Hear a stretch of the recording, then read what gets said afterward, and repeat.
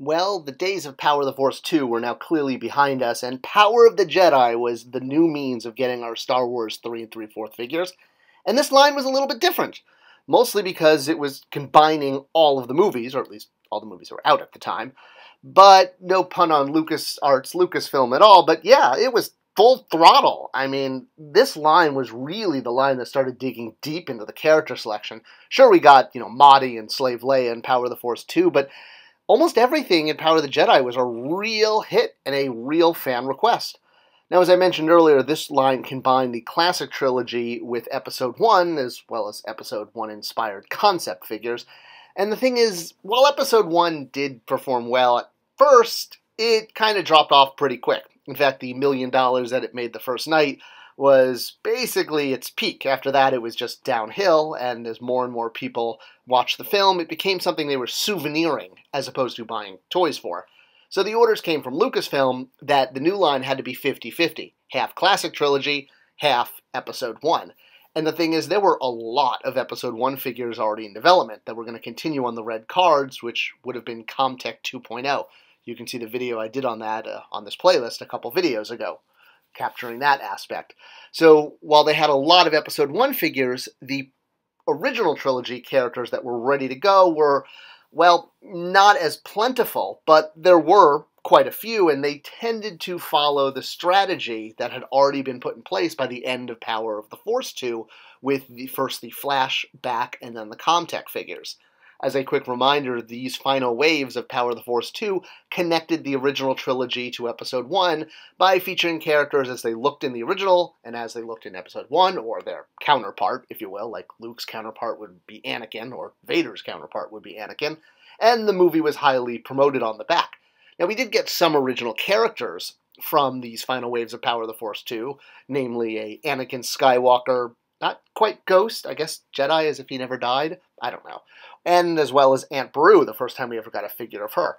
But for the most part, we were getting the main cast, and this was to link the main cast to the prequels, or at this time Episode 1, so we could see that, yes, it was all one giant big Star Wars family, and the characters that you grew up with in the original trilogy were going to be represented, or at least a version of them.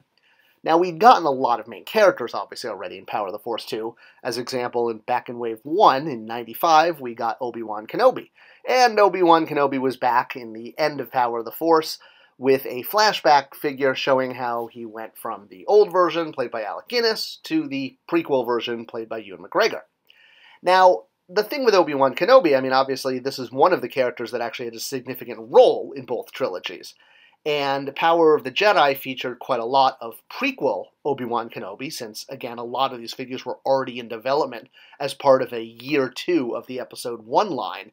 And while some of them were stretches to kind of do concept art, doing a original trilogy Obi-Wan also made a lot of sense.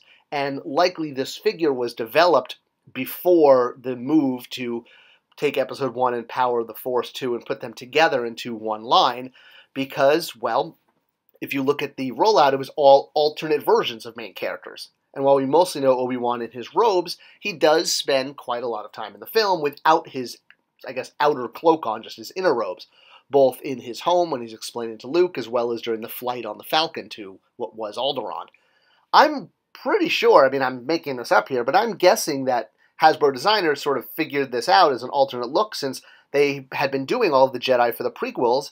And in fact, the first release of Obi-Wan Kenobi for Episode 1 was him without his outer robe. So I'm guessing a light went on and said, oh, what if we applied that same strategy to doing a variant for the original trilogy? So this is our first and only Obi-Wan Kenobi that's ever been without his outer robe. And not to mention the fact that he comes with Anakin's lightsaber on his belt, which I guess kind of makes sense because he was giving Luke Anakin's lightsaber, but he doesn't come with his own lightsaber and hang on his belt. His own lightsaber is lit with the blade, and then the off one is the Anakin saber. All right, so jumping from Obi-Wan Kenobi to, well, someone he was caring for, especially if you watch the Obi-Wan series on Disney+, and that would be Princess Leia, but here she is all grown up, and again, a version that we never had before. This also falls into the strategy of combining lines. So back in the Kenner days, we did get a Princess Leia in her general outfit, the outfit she wore on Home 1 and for a little bit on Endor. but you had to actually dig to find it. You see, the Endor Leia that came out in the Kenner line had a soft goods cloak over her. This was late in the line when all the vital capes had now been replaced by actual fabric for price point and value. If you remove the helmet and you remove the outer poncho, well, underneath is Princess Leia in her general outfit. So it was kind of like a twofer. Obviously, this was never promoted on package, but easy to do. And it was easy to do with the modern line, too. Almost universally, whenever we've had an Endor Leia, as long as the helmet's been removable, that is, you could simply, again, take off the outer poncho and reveal General Leia underneath. The same thing when this figure got updated in the Vintage Collection from the Saga Vintage Collection. So yes, it was also like getting a twofer. You had General Leia hidden under that cool Endor Leia poncho.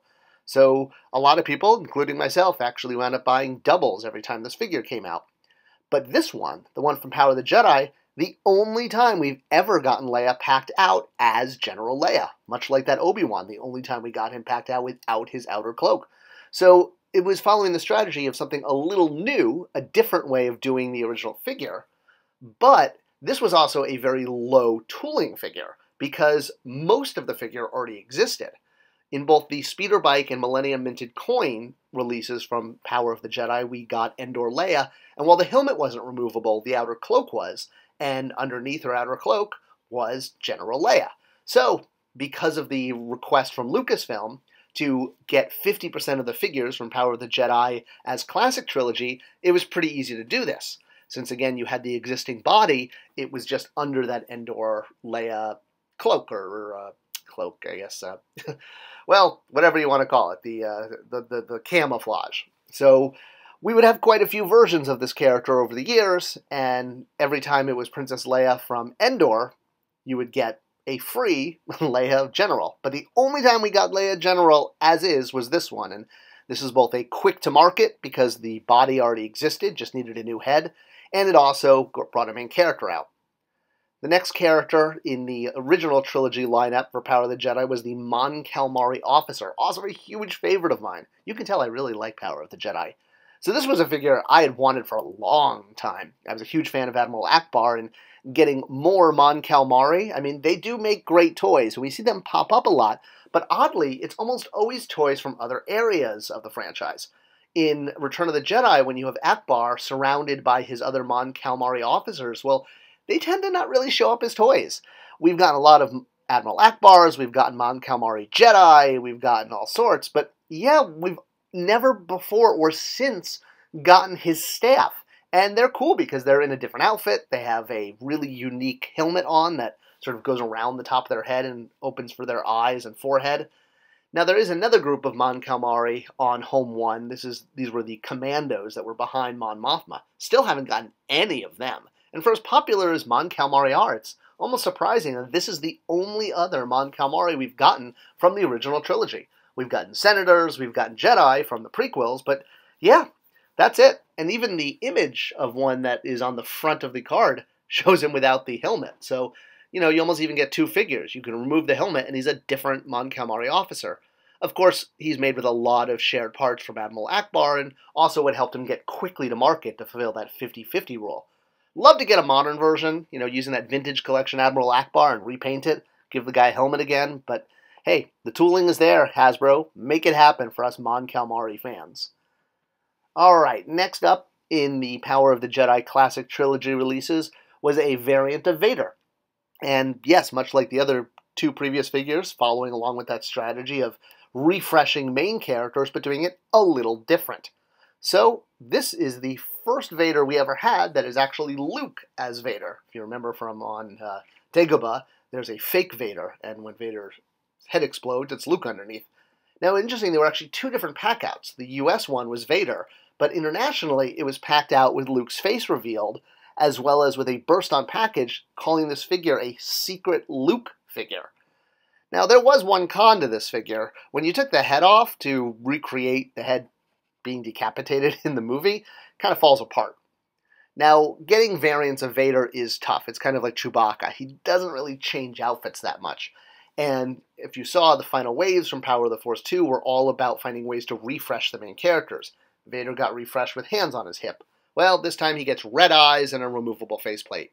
And this new sculpt would get reused quite a few times, including another Power of the Jedi Vader that was going to follow this one not too much long after, Emperor's Wrath Vader. Again, looking for legitimate variants of your main villain.